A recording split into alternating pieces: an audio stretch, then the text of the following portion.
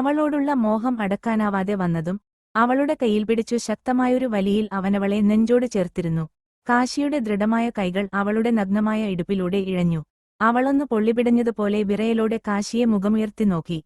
അവന്റെ കൈകൾ അവളുടെ വയറിലൂടെ ഇഴഞ്ഞു നീങ്ങിയ വൈഗയുടെ ദേഹം വല്ലാതെ വിറച്ചു. കൈകൾ രണ്ടും ചുരുട്ടിപ്പിടിച്ചു.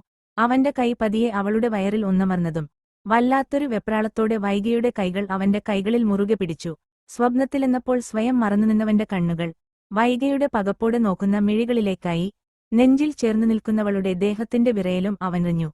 ഒരു നിമിഷം താനെന്താണീ ചെയ്യുന്നതെന്ന ബോധം വന്നതും അവനവളിൽ നിന്നും പിടഞ്ഞുമാറി. പകപ്പോടെ നോക്കുന്ന അവളുടെ മുഖത്തേക്ക് ഒന്നുകൂടി നോക്കിയവൻ ബാത്റൂമിലേക്ക് കയറി. അവളപ്പോഴും അവൻ പോയ വഴിയെ നോക്കി പകച്ചു നിൽക്കുകയായിരുന്നു.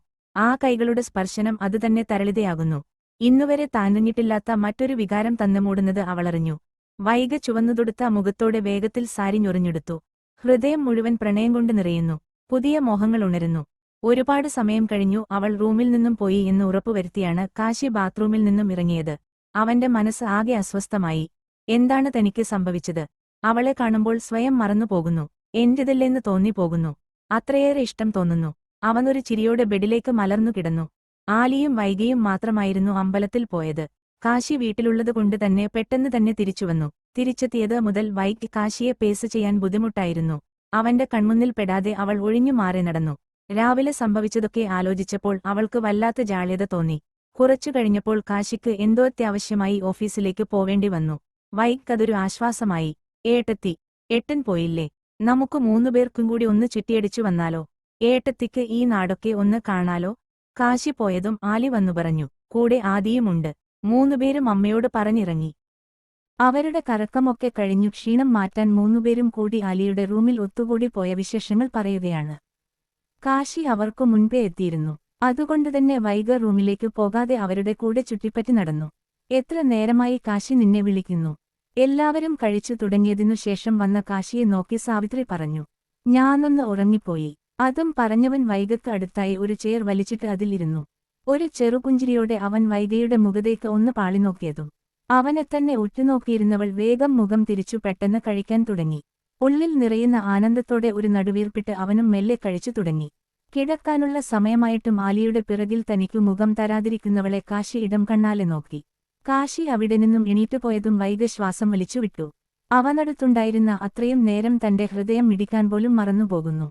സ്റ്റെയർ മുകളിലേക്ക് പോകുന്നവന്റെ പിറകിലൂടെ അവളുടെ കണ്ണുകൾ പിന്തുടർന്നു. അതേ നിമിഷം അവൻ തിരിഞ്ഞവളെ നോക്കി. അവൾ ഒരു പിടച്ചിലോടെ മുഖം കുനിച്ചു. അവന്റെ മുഖത്തൊരു കള്ളച്ചിരി വിരിഞ്ഞു. മുഖം കുനിച്ചു പിടിച്ചവളുടെ അതരത്തിലും പ്രണയത്തിൽ ചാലിച്ചൊരു പുഞ്ചിരി വിരിഞ്ഞു. റൂമിലേക്ക് നടക്കുമ്പോൾ അവളുടെ ഹൃദയം പടപടമിടിച്ചു. ഒരേ സമയം അവൾക്ക് മനസ്സിൽ സന്തോഷവും ഭയവും തോന്നി. റൂമിലേക്ക് കയറിയതും കണ്ടു കണ്ണാടിയിൽ നോക്കി തലതുവർത്തുന്നവനെ. അവൾ അവനെ കാണാത്ത ഭാവത്തിൽ കയ്യിരുന്ന വാട്ടർ ബോട്ടിൽ ടേബിളിൽ വെച്ചു. ഭർത്താവ് റൂമിലേക്ക് വരുമ്പോൾ ഭാര്യയും കൂടെ വരും. നീ എന്താടി ഭാര്യ ഇങ്ങനെ? തന്നെ കാണാത്ത ഭാവത്തിൽ നിൽക്കുന്നവളെ നോക്കി കാശി അവന്റെ മീശയൊന്നു പിടിച്ചുകൊണ്ടു ചോദിച്ചു. അവളവനെ നോക്കിയൊന്ന് കണ്ണുകൂർപ്പിച്ചു. അതുകണ്ടതും അവന്റെ ചിരിയുടെ ഭംഗി കൂടി. വിടർന്ന കണ്ണുകളും ചുവന്ന അതരങ്ങളും. കാശിയുടെ കണ്ണുകൾ അവളുടെ മുഖമാകെ അലഞ്ഞതും വൈഗ മെല്ലെ അവനിൽ നിന്നും മുഖം തിരിച്ചു.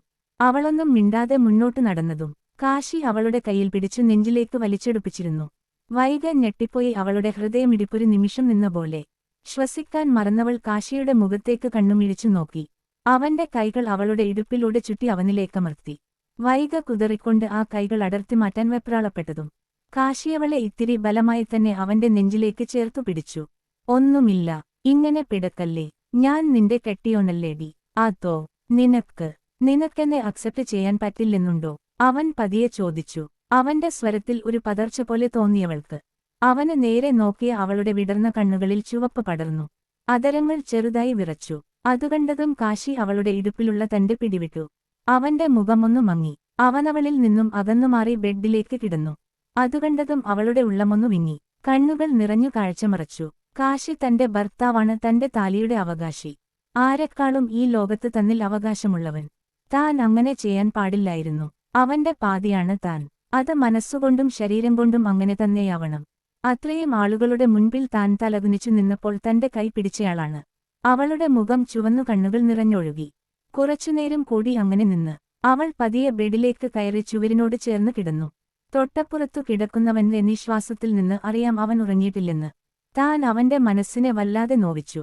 നിലാവിന്റെ കുഞ്ഞുവെളിച്ചത്തിൽ അവളവനെ നോക്കി. അവൾക്ക് നെഞ്ചിലെന്തോ കൊളുത്തി വലിക്കുന്നത് പോലെ തോന്നി.